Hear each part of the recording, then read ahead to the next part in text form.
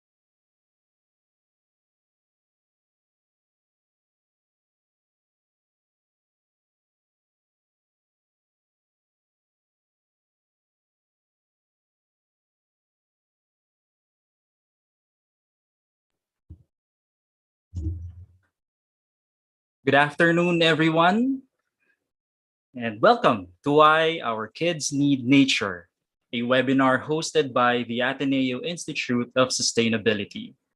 We are live on Zoom with, well, currently we have about 1/3 of those we are expecting, but I can see that others are coming in right now. And we're also streaming in the Loyola School's Campus Events Management YouTube and on the AIS Facebook page. I am Chris Castillo from Ateneo de Manila University, Loyola Schools. Hi, I am Lei Tumlos Castillo from De La Salle Santiago Zobel Junior High School, and we will be your moderators for today. Thank you for joining us, and we are very happy to be with you. Before we start, just some house rules and reminders. Please note that the program is being recorded on Zoom. All participants are muted automatically as they enter the meeting room. Throughout the session, kindly type in any comments or questions in the Zoom chat box, and we will collect these for the open forum later on. For those who are watching via YouTube or Facebook, you may use the comment sections for your questions and comments. Towards the end, there will be an evaluation survey of the session, and requests for e-certificates may be made through the same form. And lastly, and in a sense, very important for today, we invite everyone to join the gallery screen capture moment before we end the program. The Ateneo Institute of Sustainability believes very strongly that contact with nature and outdoor learning experiences are the foundations for environmental education and literacy, which are key ingredients in nurturing future leaders for sustainability. In this webinar, we will learn more about the need for children to have contact with nature, the role of parents and teachers in providing opportunities for our children to bond with and learn from nature, and how we can integrate nature in our everyday lives. First, we'll hear from Ms. Sharon Cortez, founder of Forest School Philippines, who will share with us her insights on the key reasons why children need contact with nature as they grow up. Then, we'll have a hands-on nature education session as a demonstration for parents and educators. Again, we will entertain questions from here in the Zoom room, from the YouTube comment sections as well. Our community managers will monitor those channels and relay the questions to us. We're looking forward to interacting with you and hearing from you. So please use the platforms we set up for you. Let's begin with our first speaker. Sharon Cortez founded Forest School Philippines to help parents raise independent, creative children through interactive learning in the outdoors. As an accredited Level 3 Forest School leader under Archimedes Forest School, she gives kids the freedom to explore the world on their own in a safe environment. Let us all welcome Ms. Sharon Cortez. Hi. Okay, let me share my screen.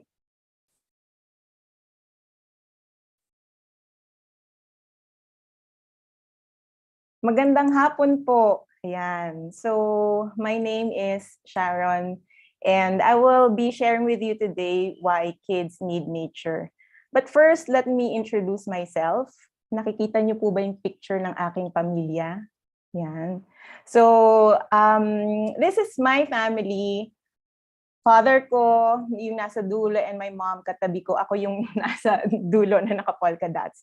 And my sister is carrying the baby boy with her husband. So, in 2008, my sister gave birth to the first apo. So, that's Maya, the one in blue stripes. So, the world was given to her. And, just like any first child, we wanted to give the best para sa kanya. We wanted her to be successful. Kaya at 3 years old, naka-enroll na siya sa preschool, and then meron pa siyang tutor. And then pagdating ng grade 1, we enrolled her in Chinese school pa and reading classes. So there was a huge focus on the academics. Yung play was very limited to indoors with mga toys kasi nga baka magasgasan or makagat ng insekto pag nasa labas.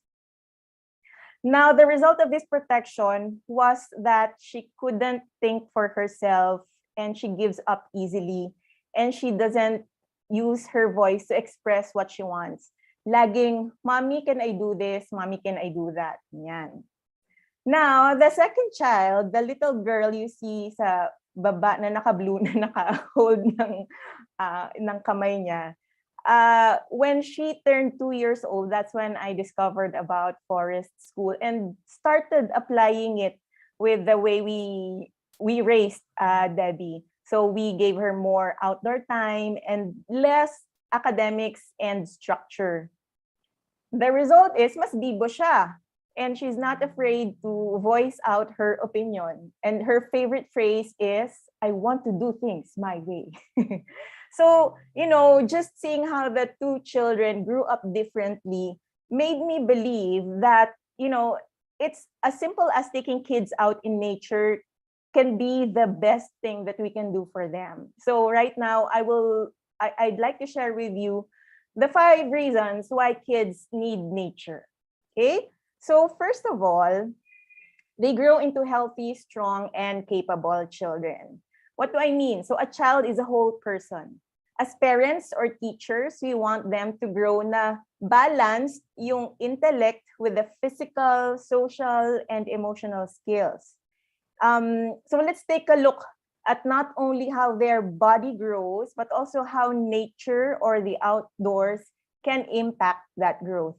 There are many ways to approach the discussion about the children's body, but to simplify, let's look at the development of 2 primary skills. So gross motor skills and fine motor skills, and later on the senses.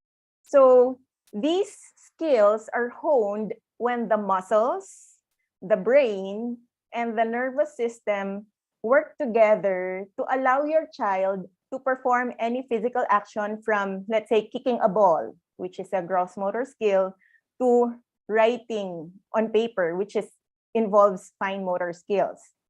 And just like any skill, it takes daily practice to refine and strengthen both gross and fine motor skills. Okay? So, yun po yung key doon. It takes practice. So, children thrive by challenging their bodies. Kapag hindi po na-challenge yung mga katawan nila, they fall behind in their development and they run the risk of exhibiting some problems such as, number 1, not being able to focus or pay attention. Minsan, aggressive sila.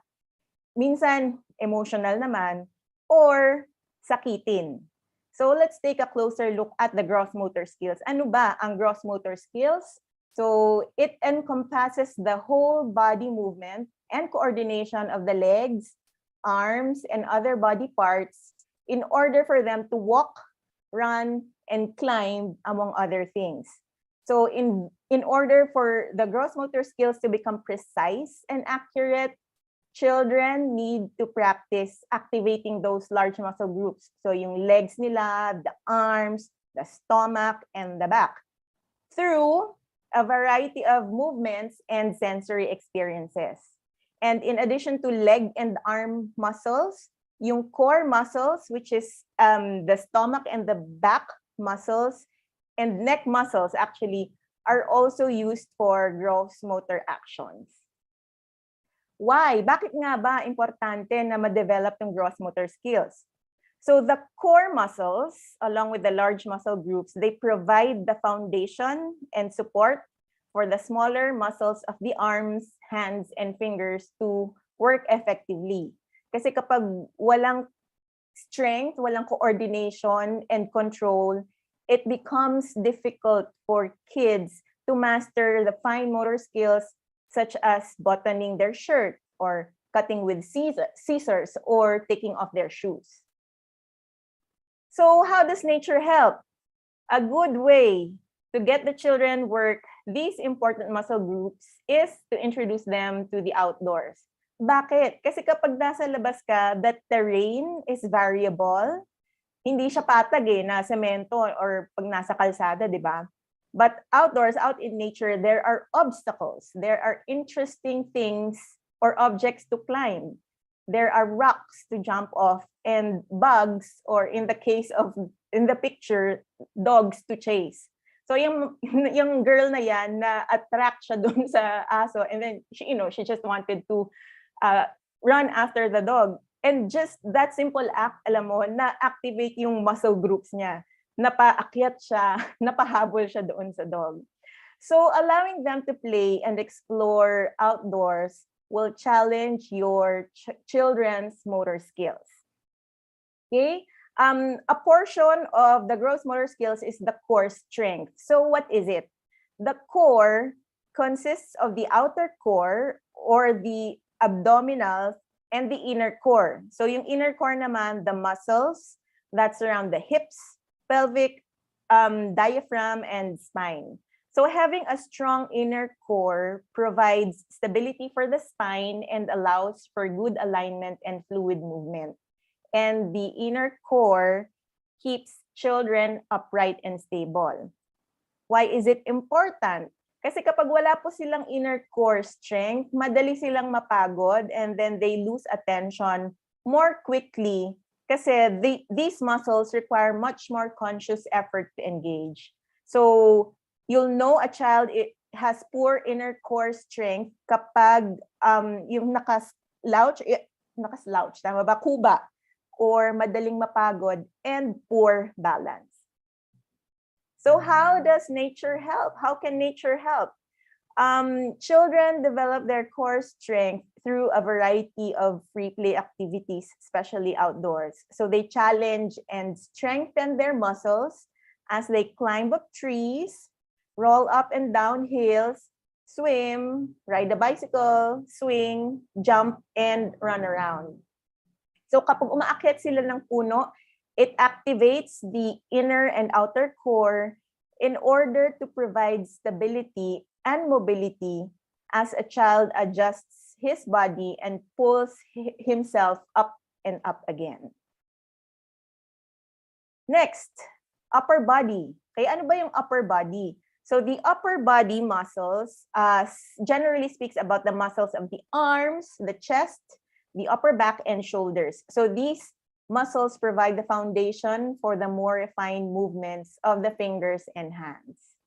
Bakit importante ang mapalakas yung upper body? Well, for instance, in order to write and hold a pencil well, a child first needs strength and stability in the shoulders and arms. So strong, developed upper body muscles allow for precise and fluid movements of the upper body and arm. So how do we strengthen the upper body? How does nature help? Ayan.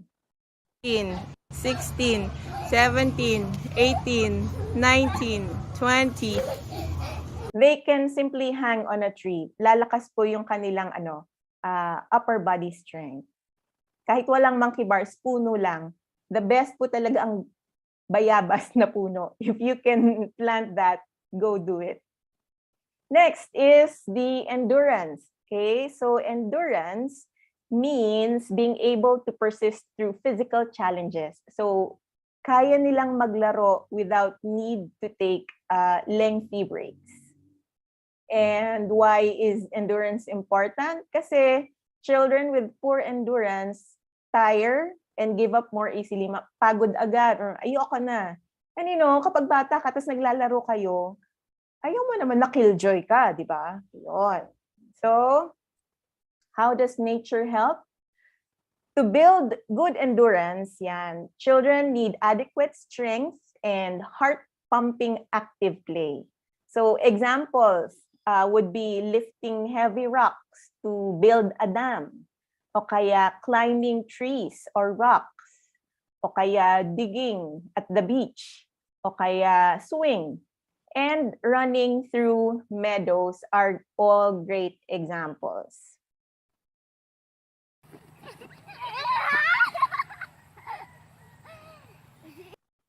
O, di ba? Parang bigyan mo lang ng space ang bata, tatakbo at tatakbo yan. And that's a heart-pumping activity na hindi mo kailangan silang pilitin. It's something that they will enjoy doing. Another is postural control. So, postural control is the ability to maintain yung body alignment. So, it's when they move their bodies against gravity, they develop the necessary strength and balance patterns needed to maintain the postural control. Bakit? Importante. Okay? Kasi children who lack postural control may tend to fall out of their seats in school, nahuhulog sa upuan. And they may need to lean on the table for support kahit nakaupo. And they may have trouble getting on and off the playground without falling. Or ganun din kanina, parang nakaslouch lang sila. So how does nature help? Ayun, just give them opportunities to move their bodies against the forces of gravity. Examples will be swinging or aakyat sa pole or jumping rope and rolling down a hill and back up again. So the next, I'll show you a video of my pamangkins on the beach.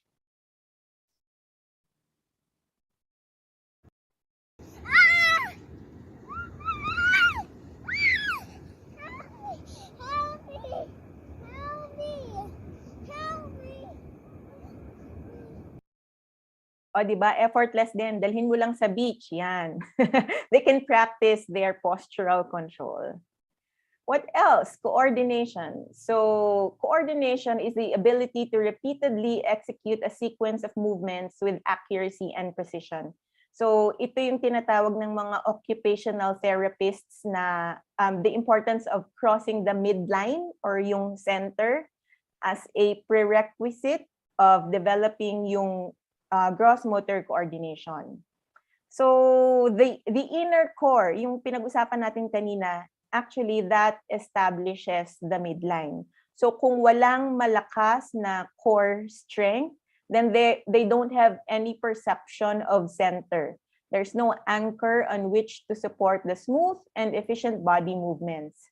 But once there's awareness and strength of the core is established, then they start to experiment with playing at their center. So bakit siya mahalaga? Kasi kapag walang coordination, children are clumsy and they are prone to accidents. So how does nature help?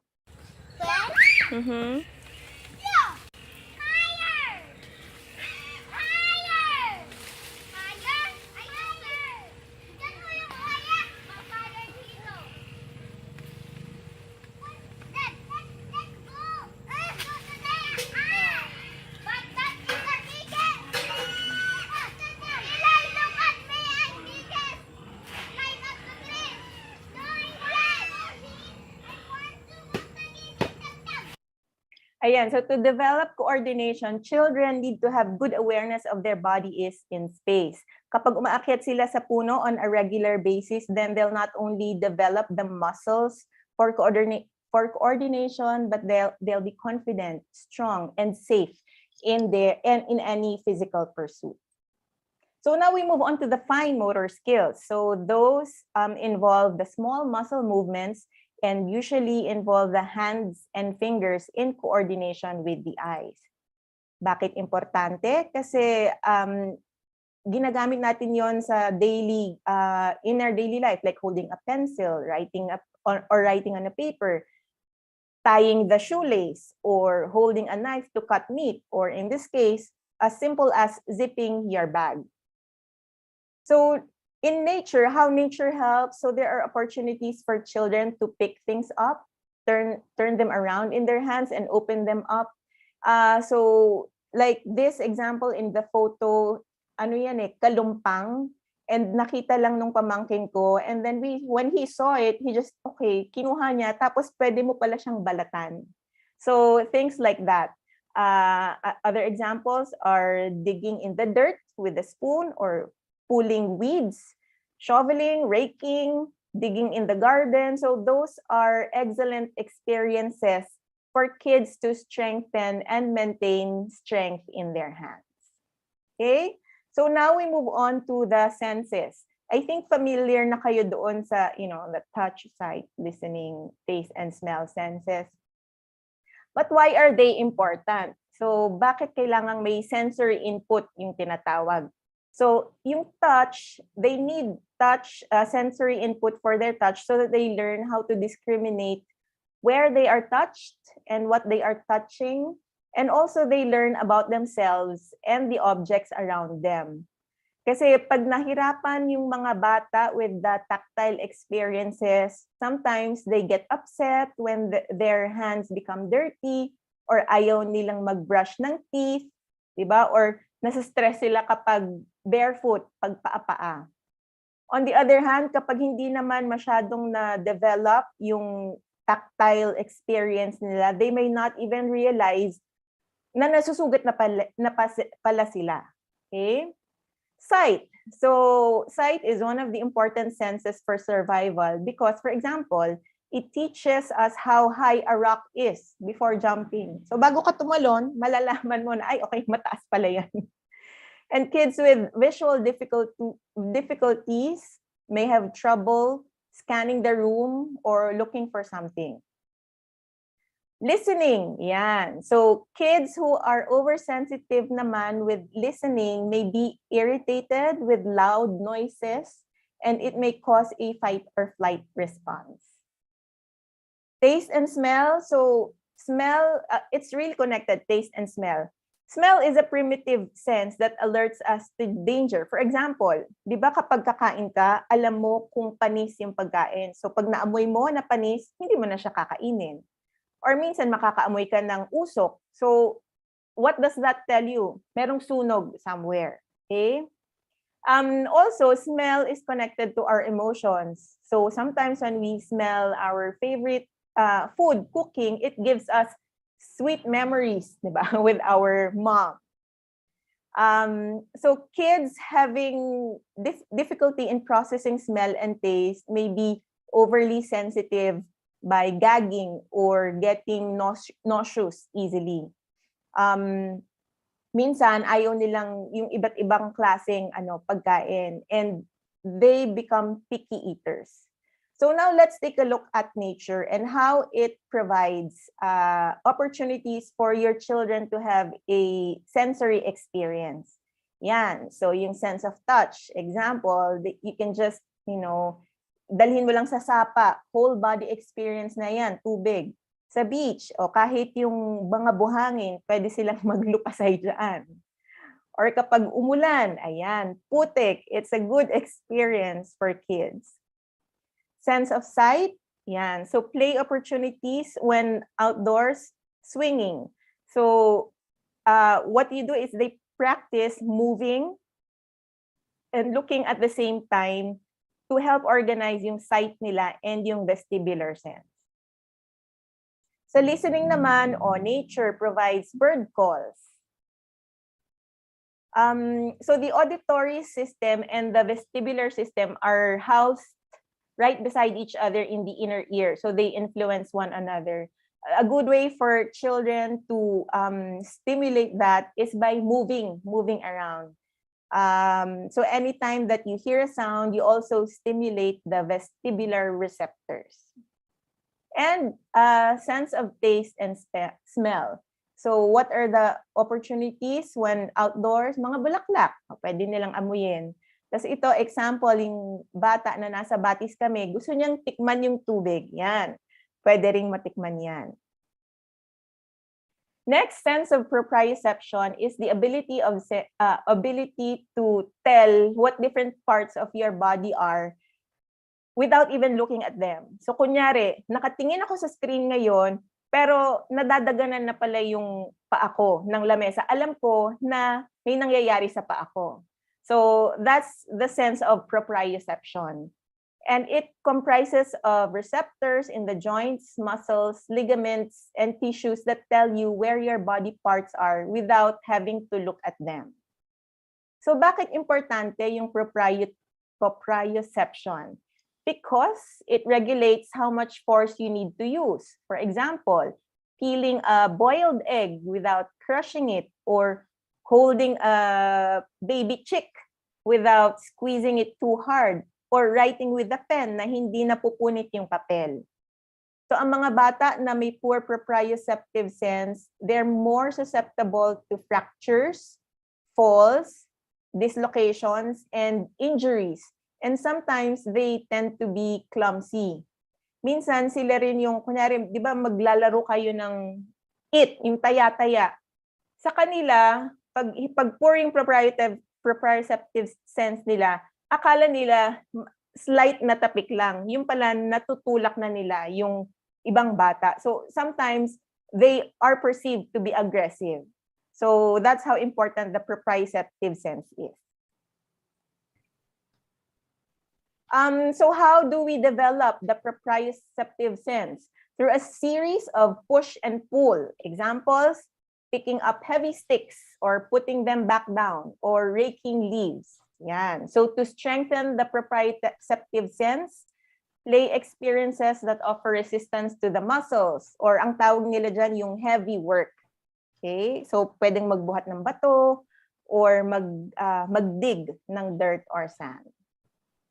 And last of the senses is the vestibular sense. So it's the awareness of where your body is in space, and it determines your ability to effectively navigate your environment with ease and control. It's also known as the balance sense.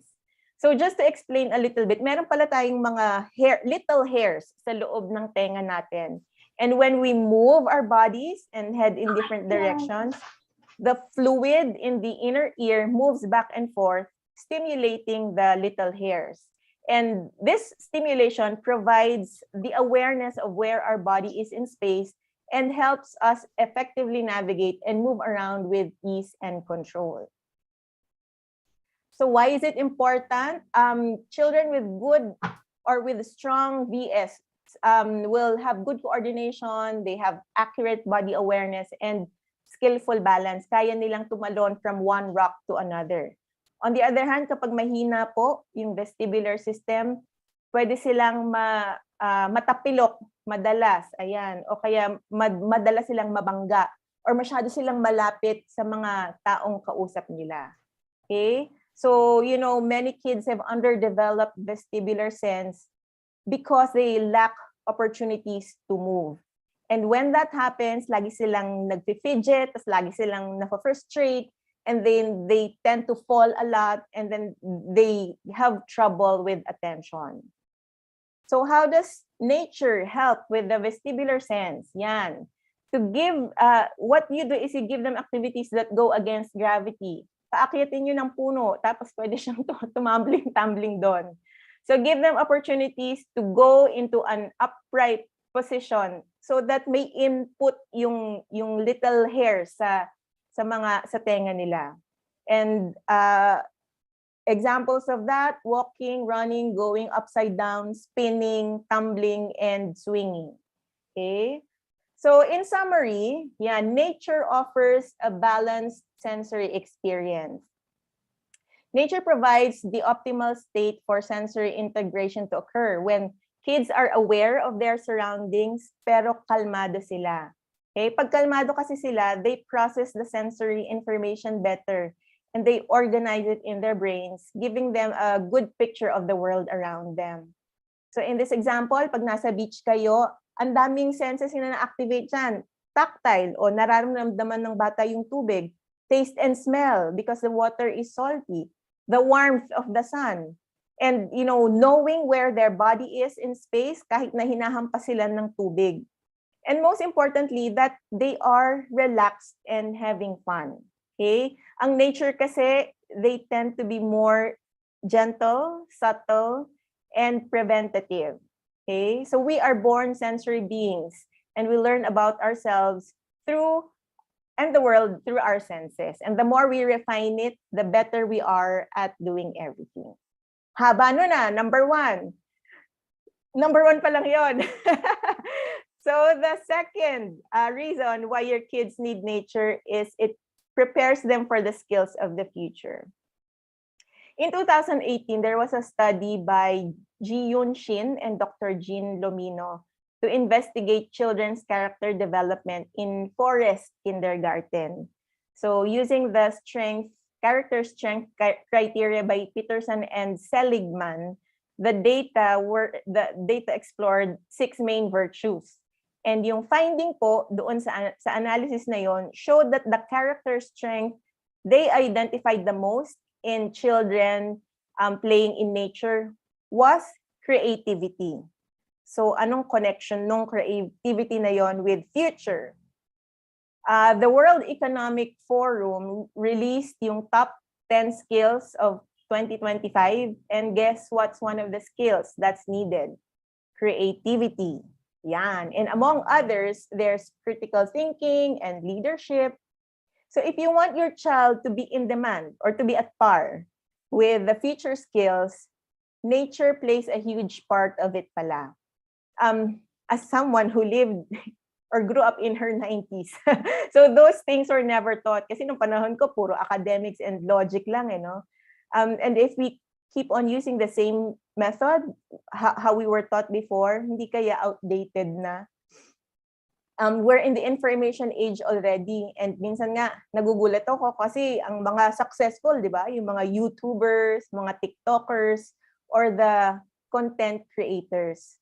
So kung gusto po natin yung kids natin makipagsabayan sa skills of the future, let's cultivate their creativity and let's not deprive them of it. In the next slide, you'll hear someone, si Janelle, she's a progressive school teacher, and she joined one of my coaching programs. And here's what she has to say about creativity. Nagkaroon ako ng parang hope na we can change the education story, and we have plenty of reasons to do so. So yung development ng creativity nila from playing, so I think that's very essential kasi like as an educator, nakikita talaga namin yung kung paano nawawala yung creativity ng bata, parang nare-reduce na lang siya sa magaling mag-drawing, ganyan, sa mga arts and crafts. But there are so many kinds of creativity kasi. And creation is, anyone is capable of creating. So, yung mabigyan mo siya ng opportunity to just imagine and do whatever, parang na-empower po talaga yung child. Yan. So how does nature help? With nature, you always have a lot of options for kids to be creative. Yung mga objects in nature, because they don't have any inherent function or use, it actually inspires kids to use their imagination and challenge their thinking. So you may be familiar with the term loose parts or loose materials, like how sticks can be a horse or a sword or a gun. Yon. So that's the beauty of nature. In this photo, you'll see my pamangkin Debbie. She's picking up materials from nature, and to her, she turned it into a cake or a cookie. In this next example, nasa farm kami niyan, tas merong nagsunog, pero may nasunog na clay pot, I think. And so Debbie picked up some of the materials. Yung isa, I think charcoal or uling. She just started writing with it. And then later on, she noticed that her hands had different colors, shades of black and brown and gray. Tapos sabi niya, makeup.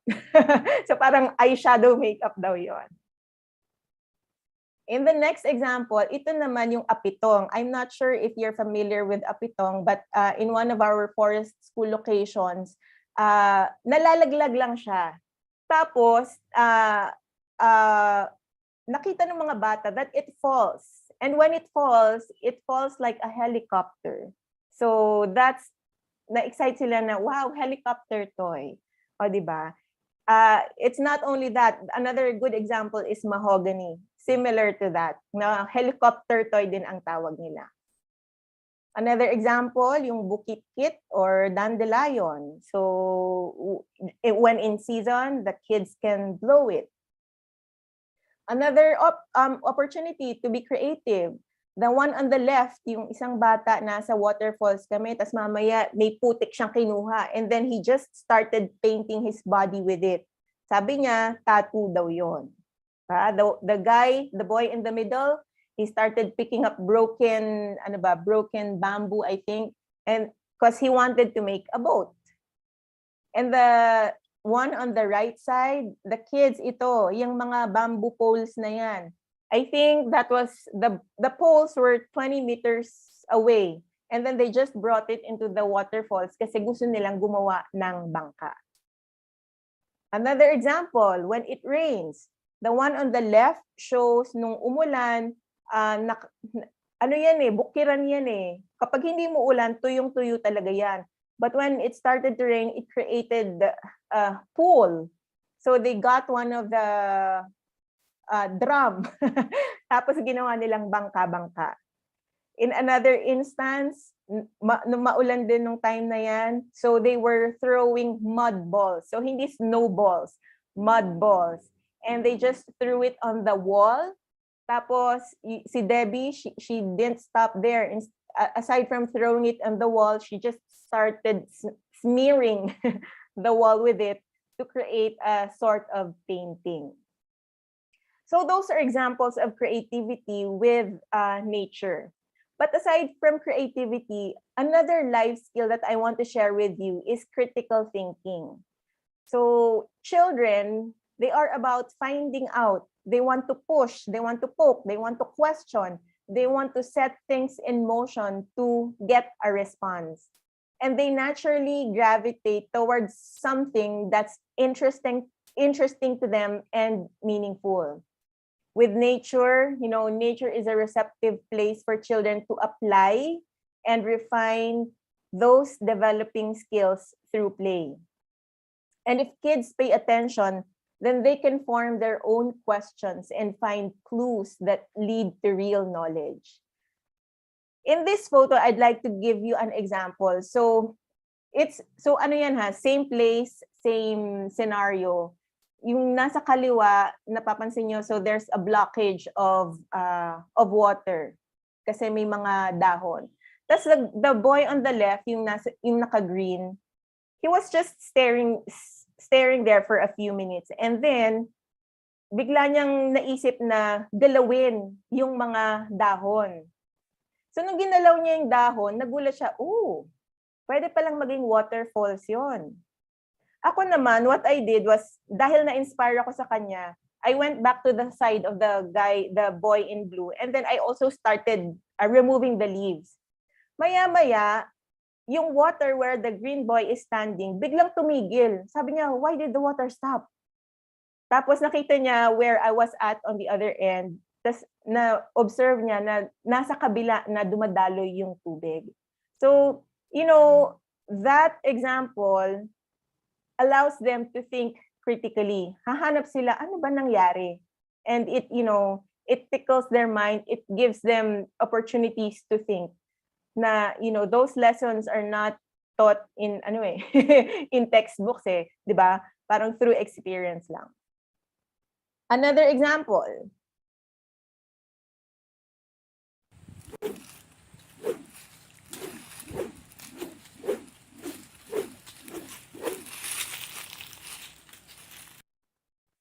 So in this video, Debbie discovered that if you move a stick, it produces a sound.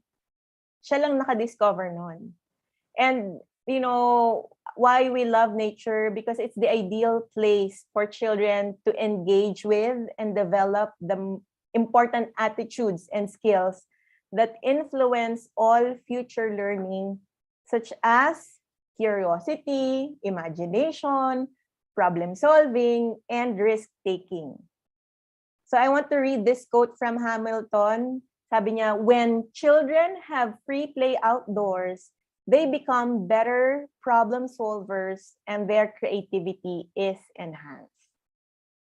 That leads me to reason number 3, why your kids need nature. Because it sets them up for leadership. Wow, ang laki ng promise mo Shawi So how is leadership connected to nature and play? You know, I love reading books about leadership and entrepreneurship. And do you know what kids have in common with them? Kids, problem solvers, entrepreneurs, social disruptors, what do they have in common? They are risk takers. Yes, your kids are born willing to take risks. And what we need is to support their willingness to take risks and not replace it with fear. Sadly, sometimes po, unintentionally, we crush that desire to take risk or think out of the box. Paano? Minsan, pag nasa school, di ba, we have been taught to be compliant. Isa lang yung sagot, isa lang yung tamang sagot. And we are so afraid to make mistakes because it means that we will fail. And if we fail, mababa ang grade or bagsak. Sounds familiar? But with nature, yan, when kids are out in nature, ang dami pong opportunities for them to take risks or try out new things without being reprimanded. They can touch a frog, they can play in the mud, or they can climb down a slippery rock. So because the environment outdoors is unpredictable and unexpected, it also forces them to assess their environment and to evaluate risks. Mas nagiging magaling sila to assessing risk and accept the challenges. And when they do that, they become confident when they do it successfully.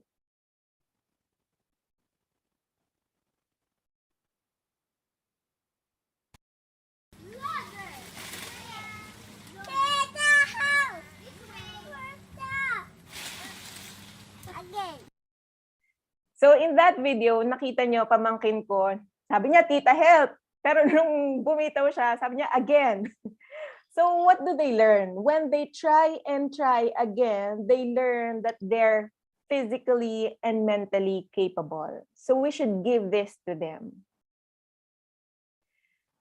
Risks and challenges outdoors are very rewarding in many ways. Number 1, it builds their confidence. So kung kaya nilang akitin ang puno, when they can overcome something, they learn that they can be successful if they keep on trying. Number 2, they can challenge themselves at their own pace. So sila yung nagsasabi when they are ready or when they're scared, and they know how to control how much risk they're willing to take. And number 3, children learn to be adaptable. So sometimes they cannot always control the outcomes, but they learn to be flexible in their thinking.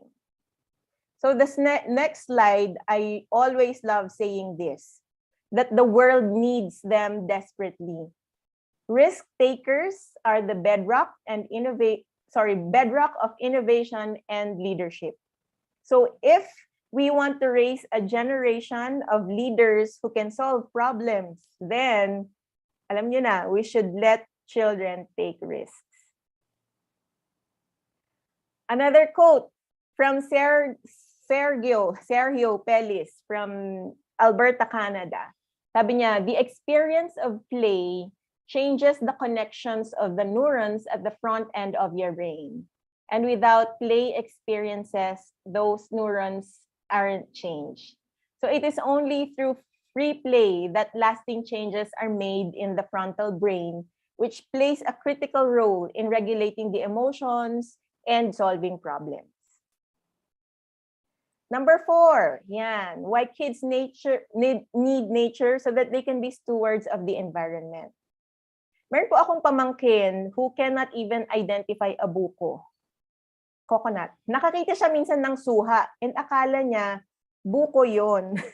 So it's sad how, disconnected they are to the real world. Yes, there's books and technology, but it's really not the same. And if kids are not connected to their environment, they will not take care of it. But if it's their playground or their classroom, then they will become compassionate towards the earth. You don't even need to lecture them about the importance of picking up trash or caring for the plants or the forest. It just becomes inherent to them that they need to protect it. So I think this was last year. One of my nieces got disappointed from our walk because she saw a pile of garbage strewn over this empty lot. Galit na galit siya. Tapos sabi niya, Tita, I want to make an announcement. I want everybody to know that they should not throw their garbage anywhere because it will hurt the animals. Siya yun. Siya yung nagsabi nun. I wasn't lecturing anything about, throwing garbage properly, but just came out of nowhere. Also, the next video.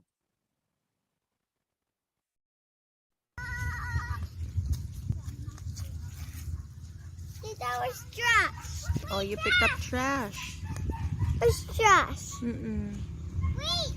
Pagtaas tayo yung basura dito. Parang maganda ba?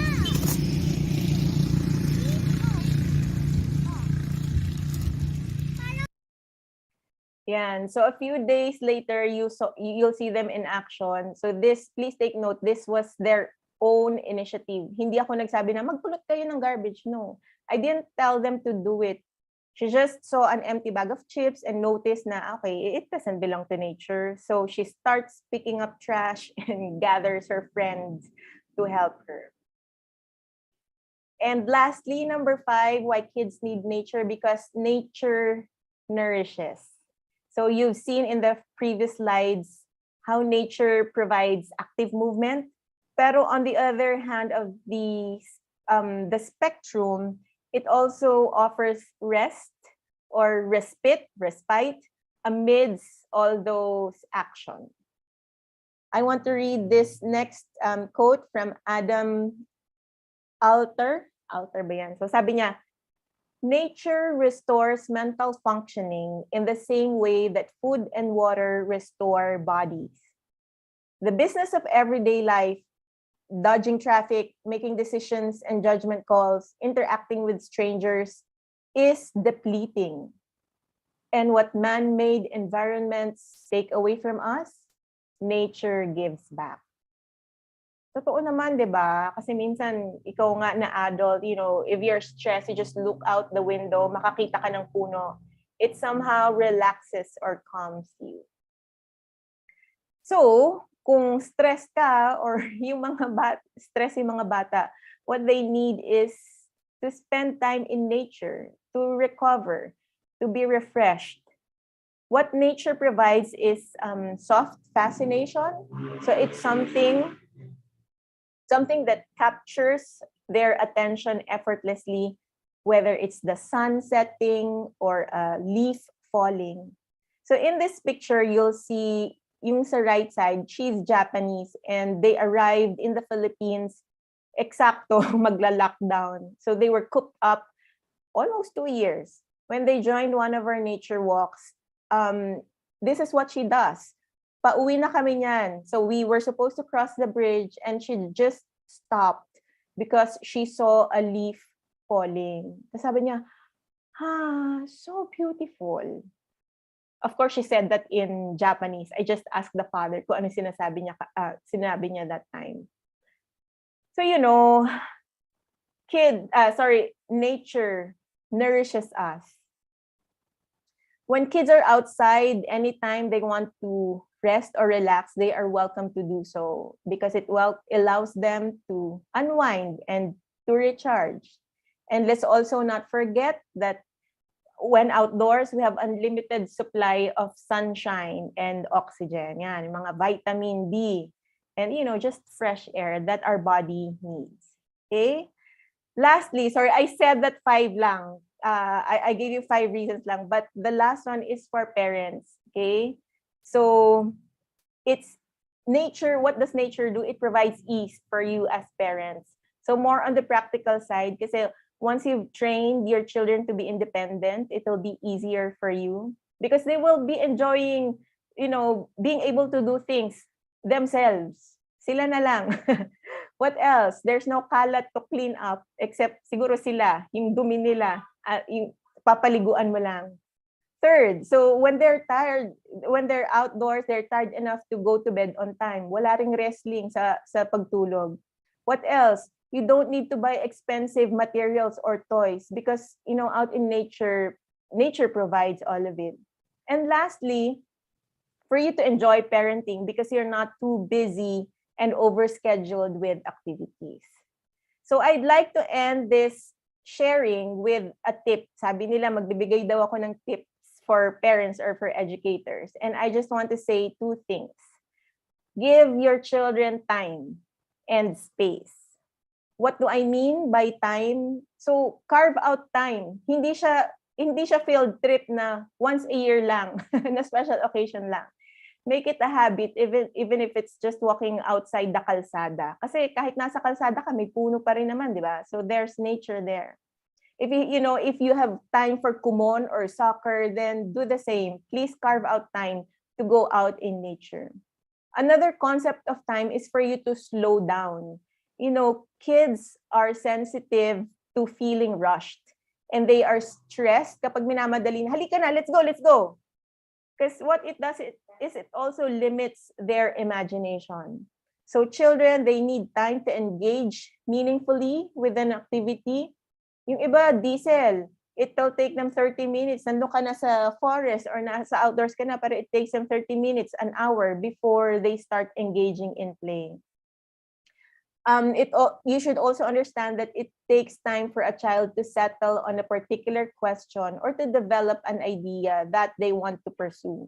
Kung naalala niyo yung picture kanina dun sa waterfalls, we were just standing there. Siguro 20 minutes kami na nandun until, the idea popped out doon sa estudyante. Secondly, space. Okay? Space to let them be kids. I love this picture because it's so ideal for me. Kids are at the center of their play. Hindi ko alam kung napansin nyo yun eh. So sila yung nasa baba, nasa batis.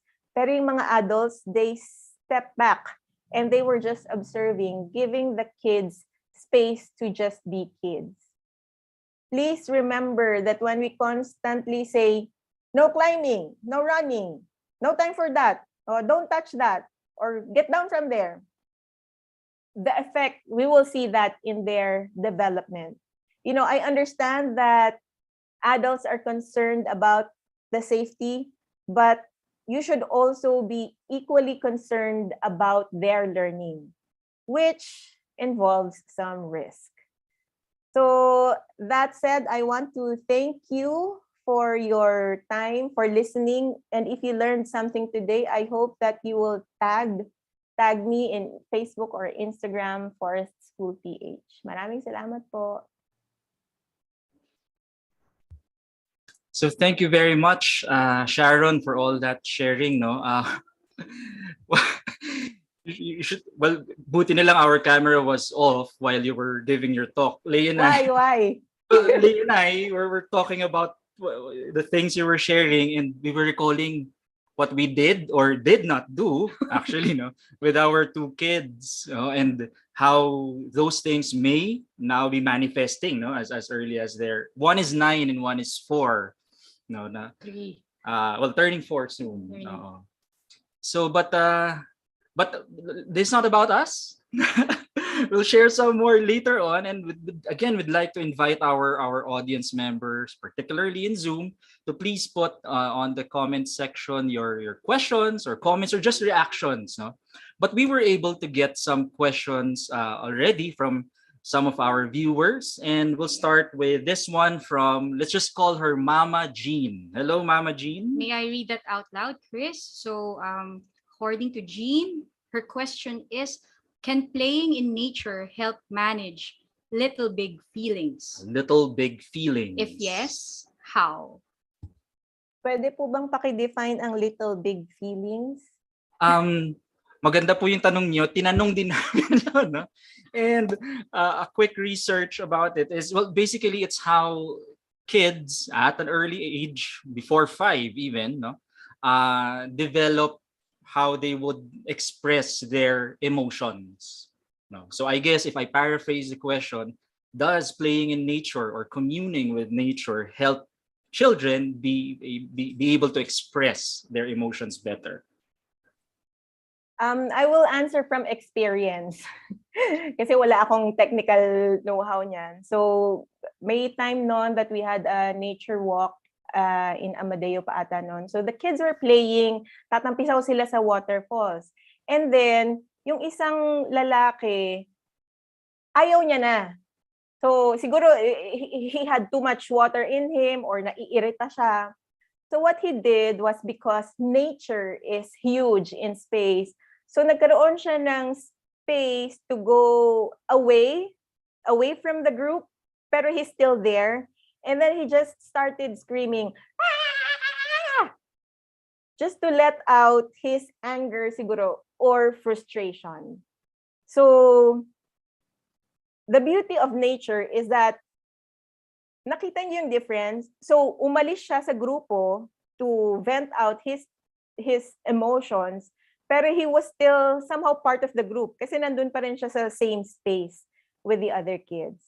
So, yes, I'd say that it helps express, tama, yun ba yung express little big feelings. And that, also, pag nasa nature ka, medyo kalmado compared to when you're indoors, there's a lot of blinking lights. So, I think it also offers a safe place for children to express their emotions.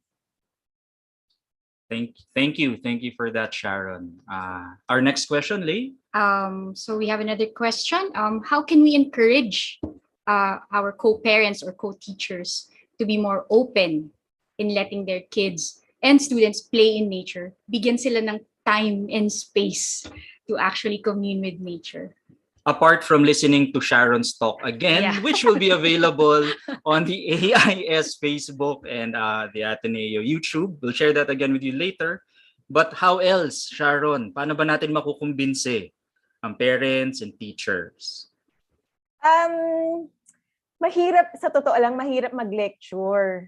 But I think, yes, the education has to be to the parents, but it's so difficult to lecture. What I encourage the parents who are practicing it already is to share stories, share personal stories na, for example, pakita nyo yung anak nyo na kumakapit sa nagka-climb ng rock. Tapos, yung video mo, tahimik ka, hindi ka nagsasabi ng no climbing. And then, people or other moms will just say, mamamangha sila. And then, give this chance or opportunity to share na, okay, oo, hinahayaan ko lang yung anak ko na na umakyat ng puno or umakyat ng bato. And I've been seeing the effect or the results in other things sa bahay.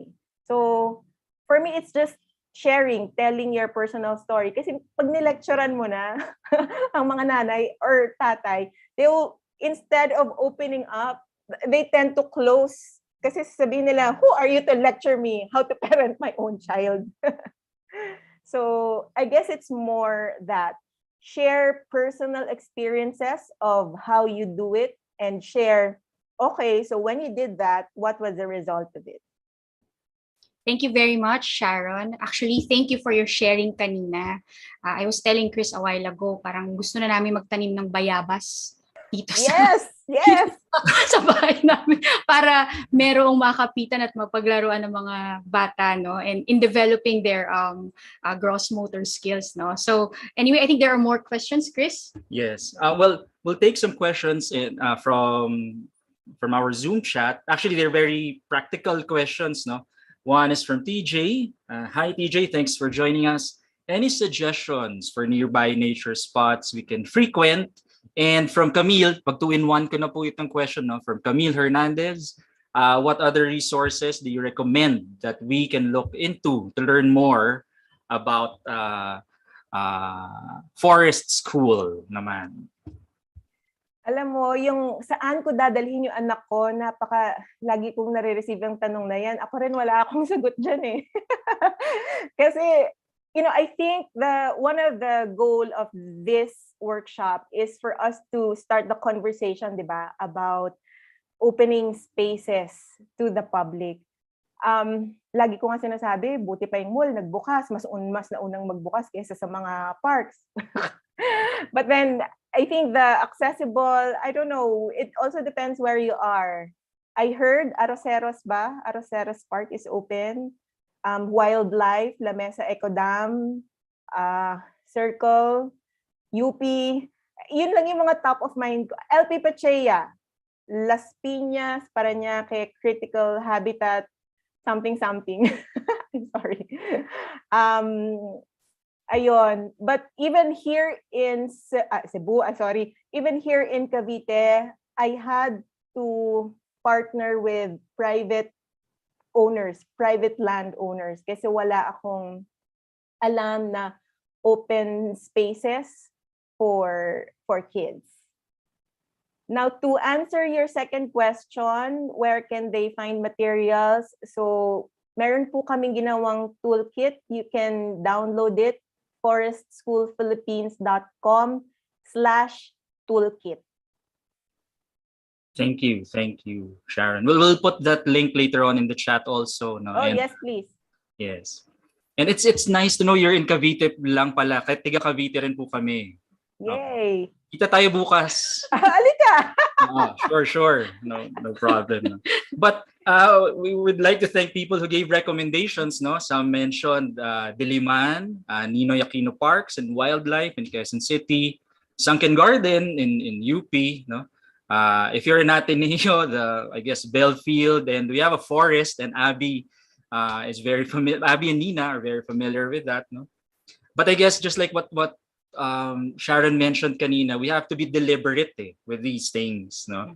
Hindi yung just because it's there and we might pass by, sige, we will, no? I think there's a certain deliberate effort from the adult. I think we should put it in our routine. Tama? Yeah. You can schedule it later. A date? Hindi. With the kids. A date with the kids. All right. Okay, so Chris, I think we're just halfway done, okay. And marami pa tayong matututunan. But again, we'd like to thank Sharon for this first part. Sharon is not yet leaving, but siguro we can just give her like hearts and virtual applause for her sharing this first part of the webinar. Thank you very much, Sharon. Thank you, Sharon. Yan, hearts to Sharon. All right. Okay, so Chris, things are getting really lively and interesting. Actually, ang dami ko nang nalagay sa notes ko na pwede nating tayo mismo gawin as a family, yes. as parents. And we are loving everyone's participation. Thank you to those who have given their comments in the chat box. Chris, we are only halfway at the halfway point, and there's still more. I guess we'll now proceed to the second part of our webinar. Sure. Our next presenter and sharer is Abigail or Abby Garino. She is a research associate at the Biodiversity Research Laboratory or BRL in UP Diliman. She embarks on expeditions in some of the country's unexplored forests to conduct botanical assessments that aim to fill the gaps in the country's floristic biodiversity knowledge. When she's not in the mountains, she engages in promoting native plants through lectures, photography, art, and tree walks. She does this in hopes of bringing people closer to nature. After all, it is through close encounters and first-hand experiences that we build interest and enrich our understanding of things. Ladies and gentlemen, please join us by giving a virtual applause to Miss Abby Garino. Hi, Abby. The floor is yours.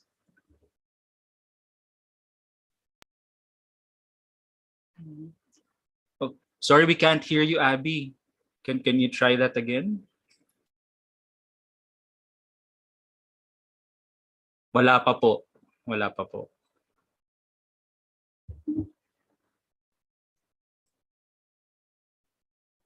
Yeah. While we're troubleshooting lang Miss Abby's sound, maybe we can give some later on. There will be some links posted on our Zoom chat, no, a Padlet link where you could put in some of your comments, some thoughts, perhaps even some suggestions that would help the other participants, no, become more of a, well, I would have to say better parents. If I agree. did all these, I would say I've become a better father. Wouldn't you say so, Lee? Yeah. I like the part when Sharon mentioned about nature helps us to slow down. I think my colleagues will totally resonate with me. We need more of nature so that we can slow down and just take a break from the hustle and bustle of online school. Online school, Yeah. yeah. And shout out na lang din po sa, we have friends here from DLSZ. I understand, I think there are 3. Good afternoon, Good afternoon. Miss Nina Gavan and Dr. Evelyn Agawili. Yes. Hello also to Miss Razel Abarquez, the principal of Jaime Hilario Integrated School in from Bagac, Bataan. So, hello. Hello. Yeah. Abby, can you try your audio now?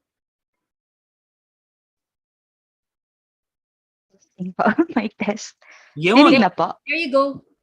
We can hear you. Okay. Okay. All right. So again, ladies and gentlemen, Abby Garino.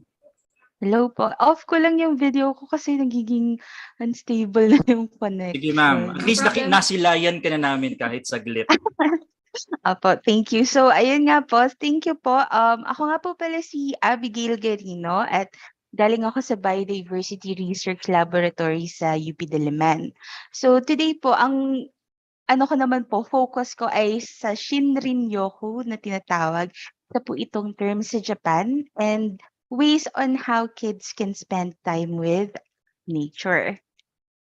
So, for the flow po, parang sisingit lang po ako ng konting benefits pero sobrang detailed na po ng binigay ni Sharon Cortez. And then, meron lang din pong parang testing, exploration activity for our young naturalists. So kung gusto nyo pong maging mala Charles Darwin or E.O. Wilson yung mga anak ninyo, or if you just simply want to engage them with nature and explore their environment, meron po akong mga suggestions na activities na pwede ninyong gawin kahit po wala tayong masyadong malawak na bakuran.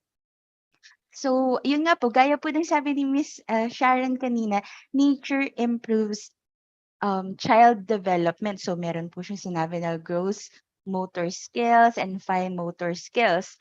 And in totality din po, nakakatulong na itong when we engage our kids in nature, it helps them develop their emotional, spiritual, intellectual, and social well-being because they are responsible for their actions and they are made to decide.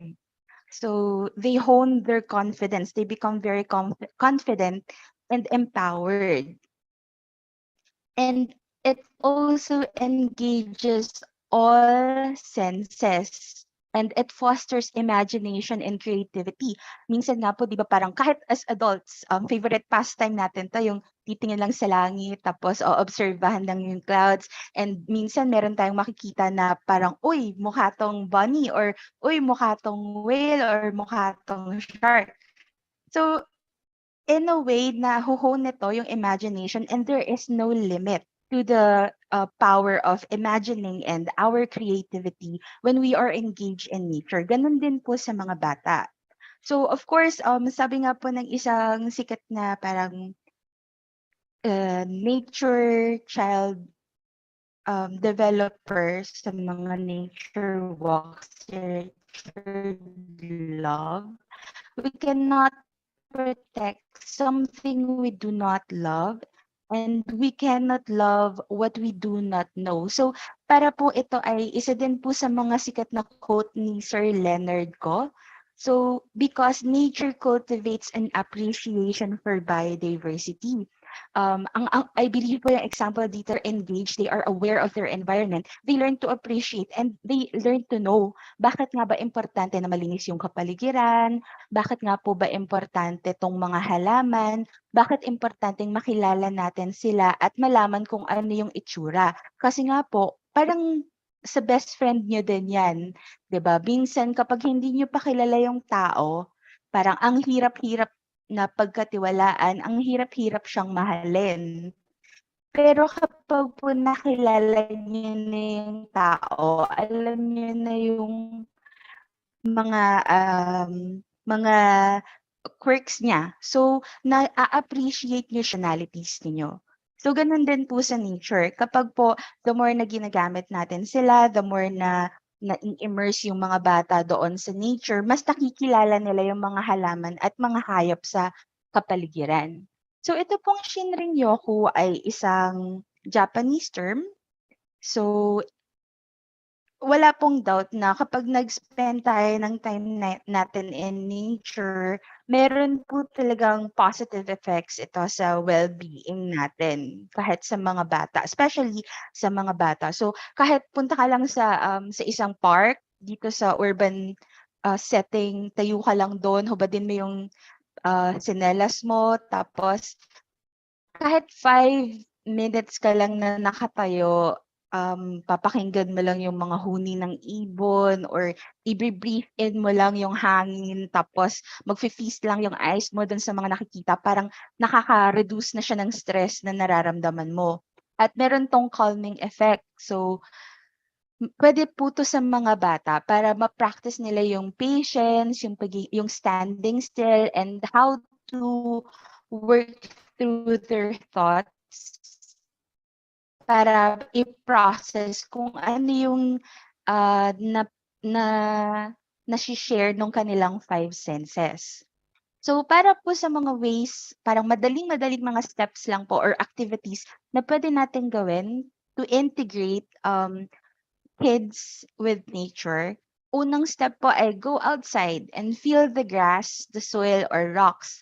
So kahit po maliit yung kahit po sa semento, 'pag nararamdaman niyo yung ugong ng mga, dumadaang, cars or tricycles, kapag po nakalapat iba po yung pakiramdam kapag may connection yung paa ninyo dun sa damo tsaka sa soil. Parang merong nagbabago, merong nag-o-open. Hindi ko po mapaliwanag, pero 'pag try try po ninyo ito, meron po kayong mararamdaman na iba. Mas connected po kayo kumbaga dun sa environment ninyo. At pangalawa po, hug a tree or hug a plant. Kung ano po yung readily available diyan sa mga bahay ninyo. At find something interesting and take a picture of it. Lalong-lalo na po nung pandemic parang na-realize ko, uy sayang dapat pala nag-take ako ng maraming pictures para may babalikan ako. Kasi po, napakaliit na detalye nito pero kapag, na-experience natin kunyari itong pandemic, I'm sure na-experience din niyo yung parang napaano kayo, second thought kayo na, "Sana kumuha pala ako ng madaming pictures para may memories, may babalikan." So isa din po 'to sa mga simpleng step para ma-integrate yung technology at yung nature. And yun po, higa lang kayo sa damuhan, sa oval, or kung saan man, kahit po sa bed ninyo ta's tapat lang kayo sa bintana. Ta's tingnan niyo yung clouds, tapos, hayaan niyo po na yung mga bata yung mauuna, 'wag po kayong pakikipagkompita. Oo, parang i-encourage niyo po sila, "O, anong nakikita mo?" Kasi po, dun nga po din po sa sinabi ni Miss, Sharon, nabi-build yung confidence nila to tell you what are their thoughts. Tapos yun, dito sa Pilipinas may dandelion naman din po tayo. So, make a wish. Ito favorite po 'to ng mga bata na nagpupunta sa arboretum namin. Kahit hindi kasama sa tree walk activity, isa po 'to sa mga talagang tinitingnan nila saka yung mga makahiya or mimosa plant po. So, talagang tinitingnan nila 'to, tapos nagme-make-a-wish sila. Ta's kahit na parang nung tumanda na ako, etong mga bagay na 'to parang nawala na, parang hindi na siya gano'n ka-magical or ka-majestic. Pero 'pag nakita mo yung first experience ng bata na mag-make-a-wish using a dandelion, parang nakikita mo ulit yung excitement bumabalik. So, isa po 'to sa mga dahilan kung bakit dapat natin silang i-engage with nature. Tapos they have to check out plants or small animals. Kahit po yung mga ants lang na bumibisi-bisita sa sugar doon sa table natin, puwede pong obserbahan nila yon. Kasi, kung wala po kayong dun sa ilog makikita nila na, "Oh, eto palang mga ants ay, ganito pala sila kumilos, ganito pala sila mag-ipon ng food."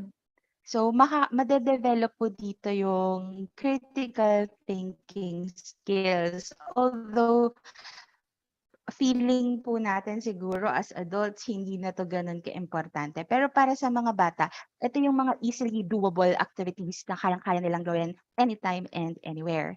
Tapos po yun, isa din sa mga nami-miss ko kasi dito nung lumaki-laki na po ako wala na masyadong available na putek, lahat concrete na. At saka parang mapapansin mo sa mga magulang ngayon ayaw nilang madudumihan yung mga bata. Pero importante din po pala ito to build yung immune system ng mga bata. So let them slide, let them create. Nung bata po ako naranasan ko yung parang magpa-pottery ka. So dadakot ka lang ng putek tapos ihuhulma mo siya into a pot or ano, tapos ibibilad mo sa araw para tumigas po siya. Tapos let them get dirty. Yan. So if wala naman po talagang space, puwede kayong mag-nature journaling. So, i-involve niyo po yung 5 senses like the touch, the sight, the smell, and the taste. Sorry, nadoble pala yung touch and feel. So yun, tapos learn to, hindi po importante, encourage your kids na hindi kailangang maganda yung gawa nilang nature journal. Parang isulat lang po nila yung date, ano yung klaseng klima meron, tapos lagyan nila ng pictures or mangolekta sila ng mga tuyong dahon, tapos ilalagay po nila sa nature journal nila as entry. Maganda na po yung practice and let them know na as they progress, as they do it every day or as they do it regularly, mas gaganda pa po at mas marami pa silang lalagay dun sa nature journal nila. So since pandemic, unti-unti nang nag-i-ease down yung mga lockdown natin. So meron na alert level 1 na I think sa Manila. So puwede nang lumabas. Puwede kayong maghanap ng mga kilala ninyong magiging miyembro ng nature journal club ninyo. Para sa gano'n makakapag-exchange kayo ng ideas tapos mas mapapaganda niyo pa yung laman ng nature journals ninyo. So ito po ay isa sa mga parang nung pandemic kasi siyempre medyo kakaiba yung mga nararamdaman natin kasi hindi tayo masyadong nakakalabas. So nag-drawing ako, mga simple lang. So sa tablet lang po ito tapos gumawa ako ng parang alphabet toolkit pero hindi ko mabuo. So A at P muna, sabi ko A at P muna. So kapag nandun din po kayo, pwede kayong mag-search online ng mga arts na incorporated yung nature. So dito meron silang mga puppet na insekto, tapos meron sila dito parang mga collage, tapos yung spider web. And then later on kasi parang nade-develop dito yung detailed na pag-iimbestiga or pagtingin ng mga bata. So dahil dun mas critical sila sa details, mas natatandaan nila yung nangyari at nakaka-develop sila ng mabilis na pag-iisip ng creativity and imagination. So ito po, since open na nga po yung wildlife park, yung Quezon City Circle, And a portion of UP Diliman is also accepting visitors na pwede na din po kayong sumali ng tree walk. Last week po, yung UP Wild, ay nagkaroon kami ng ng online tree walk. So if you can't join or medyo takot pa po kayo to go outside but you feel that your children really need to have a dose of nature na, pwede po kayong magtingin-tingin ng videos muna. Or gawin po ninyo yung mga small steps na sinuggest ko earlier on this slide. Tapos ito lang din po yung mga taga Bulacan State University. So what we do po kapag nandito ako sa UP Diliman, wala ako sa bundok, marami pong nagbo-book ng field trips. So sa UP Diliman po kasi, specifically sa Institute of Biology, meron kami doong arboretum of trees. So meron po siyang mga tags, tapos lahat po ng puno doon ay endangered na or malapit nang mawala dito sa Pilipinas.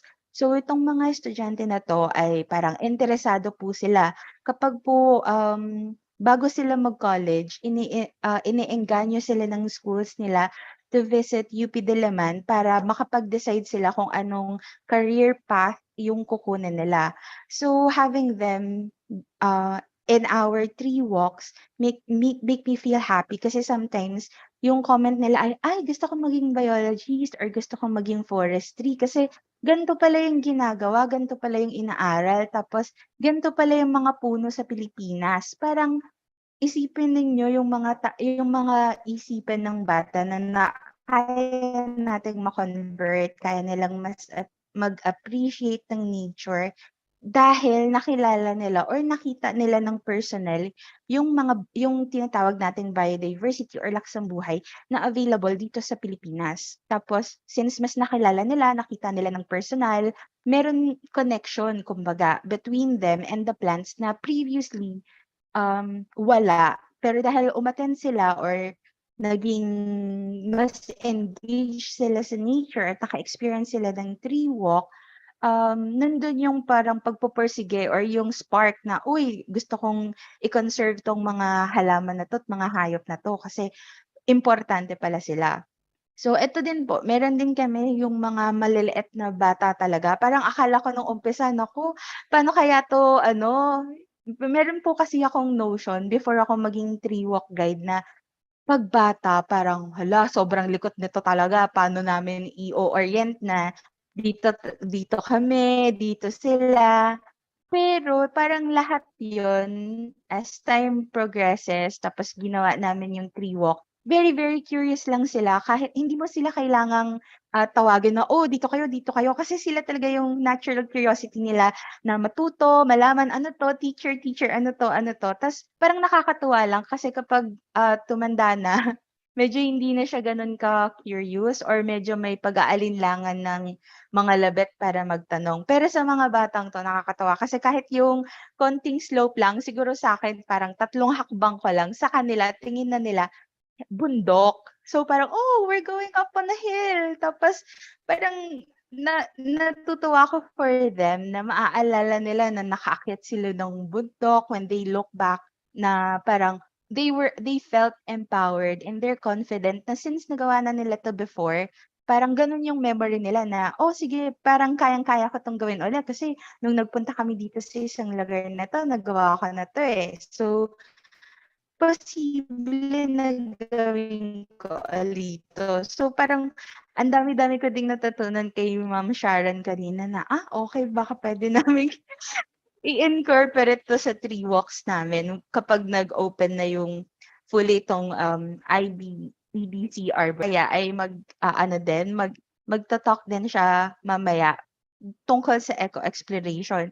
So, isa po ako dun sa mga module developer tapos facilitator, and isa po sa ginagawa namin ay online during the pandemic, we made a module para po mas ma-engage yung mga bata kahit na online lang. So, some of the things that we do, parang assignment nila, look for 5 living things near you. Tapos obserbahan mo lang paano sila maglakad, anong ginagawa nila, anong color ng eyes nila, tapos what shape is their body. At ito, pwede na po itong entry level sa mga nature journals.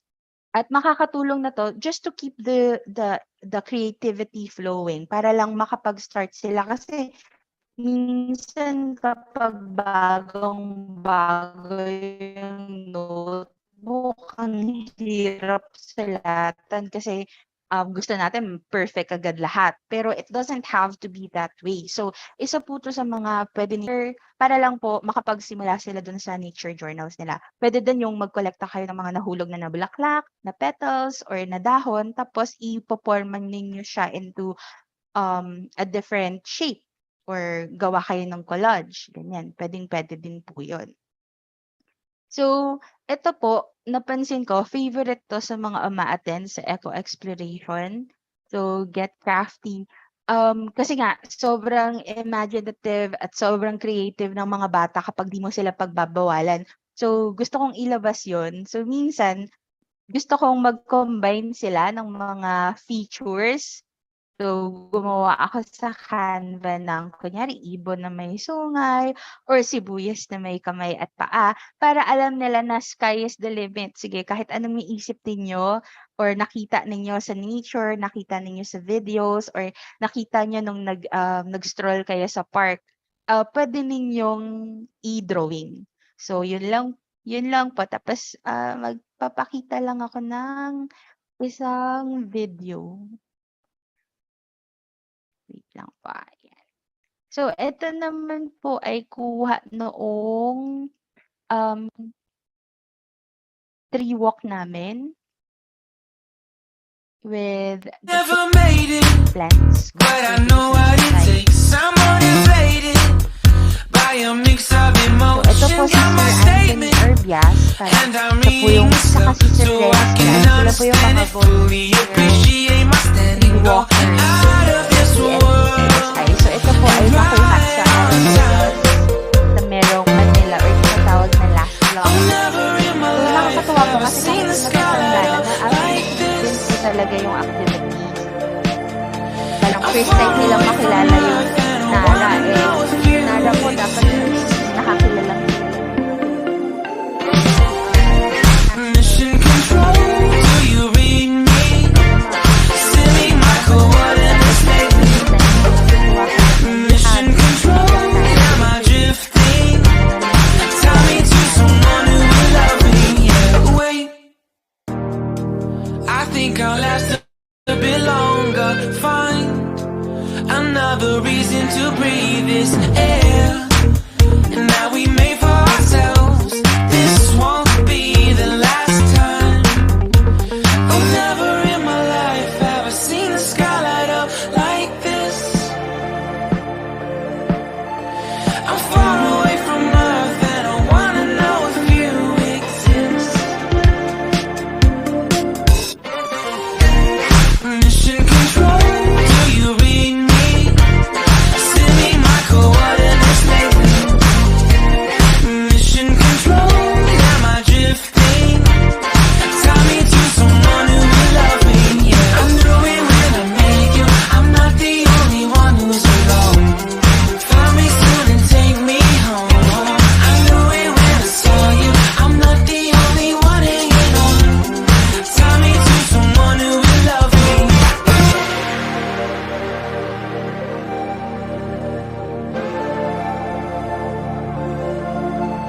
Oh, never in my life did I wanna see you more than this.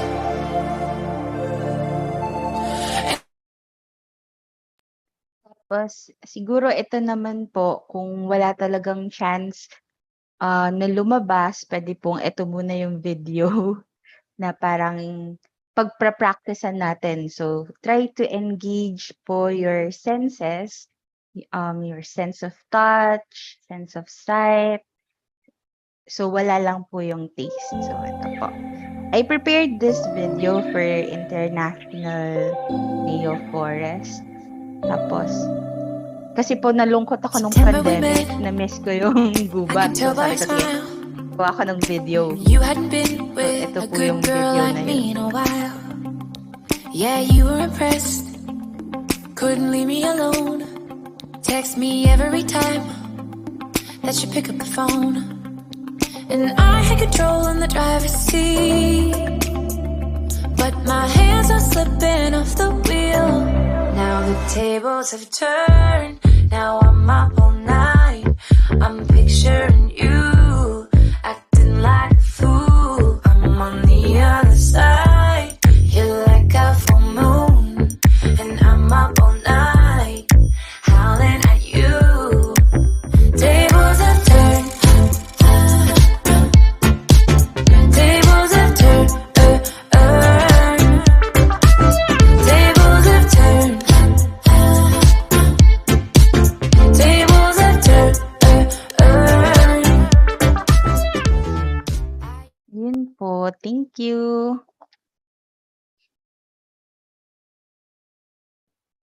Thank you very much, Abby.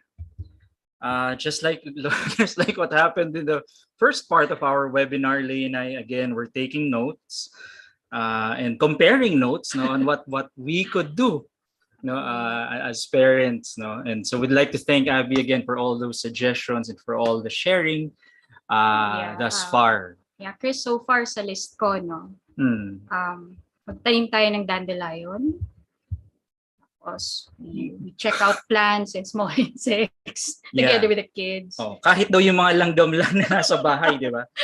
Parang may nakikita ko ngayon. Ayun, no? I like the nature journaling. Thank you very Nature much, journaling, yes, Abby. yes. And the drawing part, I think we can. Yeah, the we can drawing do part. definitely because our kids are into that. Oo. So, But again, this is not about us. It is about our audience, Yeah. and we'd like to share some questions from them. there's a question, Chris. We live in a condo and there are no nearby green spaces. What are some activities we can do so that our kids still interact with nature? Yeah, so for our condo living families, Abby? any tips, Abby? For those living sa condo po, yun, maghanap po, lamok po, ganyan. Try nyo muna sa lamok, ganyan. Tapos kasi 'di ba interesting yun. Sa akin nung bata ako, ewan ko kung ako lang, pero very fascinated ako pag nagbabuzz sa tenga yung lamok. Tapos tinatanong ko yung nanay ko, bakit? Tapos may story behind nun. Kasi nung bata ako, parang meron yung mga panitikan, mga ganun-ganun. So, parang para sa akin magandang starting point 'yun. Tapos ikikwento niyo po dun sa bata na, kasi ganito daw yung kwento niyan. Parang nakalimutan ko po yung kwento, pero parang nagbubulong daw po, parang may hinahanap sa tenga kaya nagbubulong-bulong yung lamok. Tapos minsan nakakatuwang tingnan. Hindi ko naman sinasabi, pero yung lamok kasi we consider it as a pest. Parang ayaw natin yun sa bahay. So, ewan ko, very interesting sa akin nung bata na kapag nakakapatay ako ng lamok, para siyang may tattoo. So, na-oobserbahan ko na, may black and white pattern pala yung lamok. So, ayun po. Promote ko pala yung pagpatay ng lamok. Medyo nga parang but that's fine. No? Marami naman sila.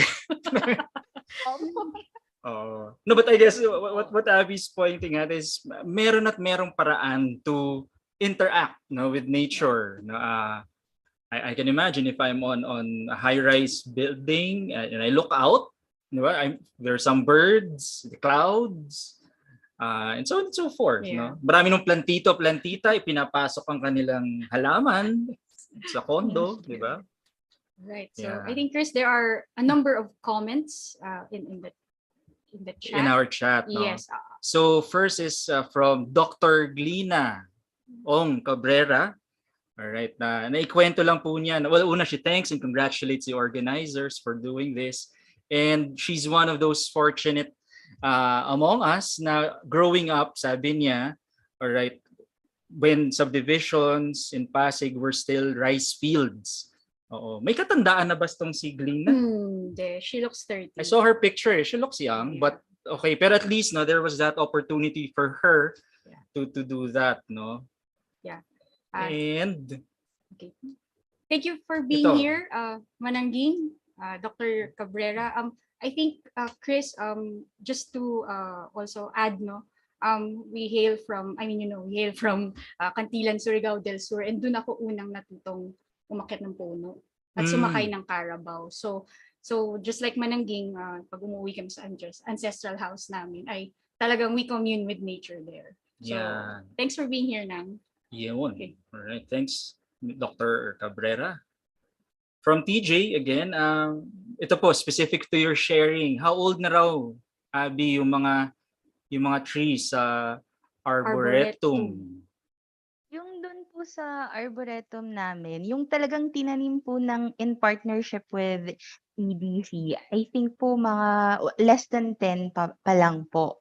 Pero meron po dun yung malalaki na talagang nandun na sila even before na-establish yung arboretum. So may malaki kaming dao which I think is more than 20 years old.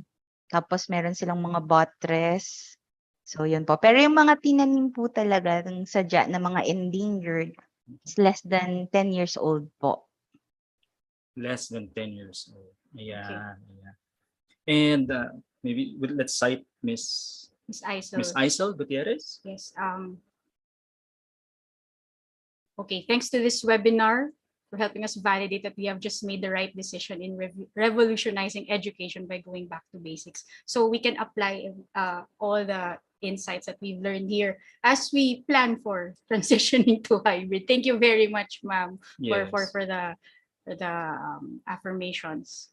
Okay. Okay. Other questions? Maybe there's one more, Lee. Yeah. Where can we find more resources on nature-based activities for kids? Any recommendations, Abby? Ito po, Ateneo Wild, tsaka sa UP Wild. Yeah. Meron pong mga videos silang or pictures, tas may very laymanized po na caption, talaga namang engaging. So for me po yon. Tapos minsan pwede din po kayo, I think meron po yung Ateneo Wild nung citizen science. Yes. So yes po, very detailed din po yon on how you can go outside and practice maging citizen science. Okay. Thank you, Abby. So again, that's UP Wild and Ateneo Wild. To the parents in the room, it's not about being a wild person. Just to be clear, no, it's about experiencing nature, no, in the city, no. And later on, maybe Abby Favis, naman of AIS, can tell you a little more about that. Okay. Now, ayan, so we're just happy and ayan. Camille Hernandez here mentioned that she's following the UP Wild accounts, and Ateneo Wild IG accounts. Yeah. The Children in Nature Network from TJ. Thank you, TJ. And The Last Child in the Woods. Okay. Richard Lou. Oh, yeah. Thank you for the recoms. Thank you for the recommendations. We'll capture some of these and we'll put it also probably in the Padlet, no, so that everyone can see all the sharing. Okay. So well, we're sorry we sort of have gone over time, but at the same time I hope you're enjoying and learning a lot. We know we are. But for this portion of the program, no, well, just like parenting, family life, and raising children are a lot about collaboration and partnership, so is this program. We would like to acknowledge and thank Education Explorations, our partner for this webinar. Education Explorations is the education program of Eco Explorations, which caters to private schools and homeschool networks by providing science and nature-based learning experiences. They collaborate closely with organizations and science experts to provide nature education sessions that are relevant and engaging for students 10 years old and above. Education Explorations holds exciting activities such as virtual snorkeling, bug safaris, biodiversity lessons, and wildlife art sessions. Yeah, so again, we'd like to acknowledge the partner of this event, Education Exploration. So please do check it out. A link was posted on our chat. All right. So again, before we formally go to the closing part of our program, let's all thank Abby Garino for her sharing. Virtual applause and hearts for Abby. Yan. Okay, and now to close our event, we call on Miss Abby Favis, Program Manager for Campus Sustainability at the Ateneo Institute of Sustainability. Hello, everyone. As Lay mentioned earlier in the event, nature education is one of the biggest advocacies of the Ateneo Institute of Sustainability, and we're so very grateful for the opportunity to learn more from our resource speakers today, Sharon and Abby. So I hope this session reminded all of us of the curiosity and awe we had for the natural world when we were younger. And I think many of you, like me, this was a very big part of my formative years. And one of our biggest challenges now as parents and as educators is how to provide the same experience that we enjoyed when we were kids, especially for our children who are growing up now in very highly urbanized areas. And I think a lot of this also resonated with you in your search for more materials on nature education, especially in the Philippine context, and your search for more green spaces and blue and green nature spaces in the city. So I hope this is something we can work together on, so that our kids can enjoy the nature that we enjoyed also. So the title of our webinar is Why Our Kids Need Nature. But on the flip side, I hope we also remember that nature needs our kids too. So just to echo some of the ideas that Sharon and Abby already mentioned, contact with nature is a very big predictor of environmentally responsible behaviors. As Abby quoted earlier, we can't expect someone to take care of something they don't love or they don't appreciate or they don't know. So facilitating that relationship between our kids and nature is one way that we can support the transition to a kinder and a more sustainable society.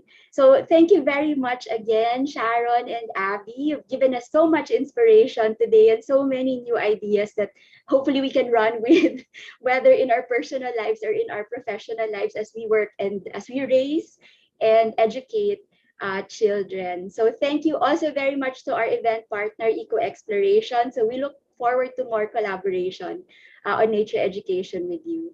And thank you also very much our wonderful event moderators, the very cute husband and wife team of Chris and Lay, for such an engaging and cheerful facilitation of our activity today. And this event would also not be possible without the support of our campus events management office. So thank you very much, Chris, Bert, June, Vince, and Aleli for the smooth technical support and coordination. And thank you also very much to Edna and Anna, our sign language interpreters, for joining us today.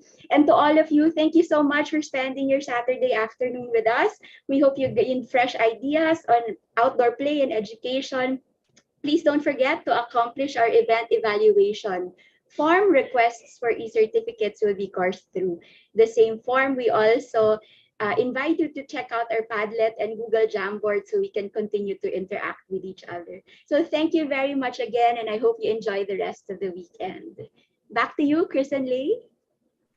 Hi, and Tita Abby, some two additional moderators joined and would want to say hello to everyone. And as all of us have, or as all of us want to have fond memories of significant family moments, let's capture this moment by turning on our cameras. And perhaps if your kids are around, for the parents in the room, please turn on your camera, have them with you, and we'll have a photo. All right. Sige po. Feel free to do a bit of a retouch.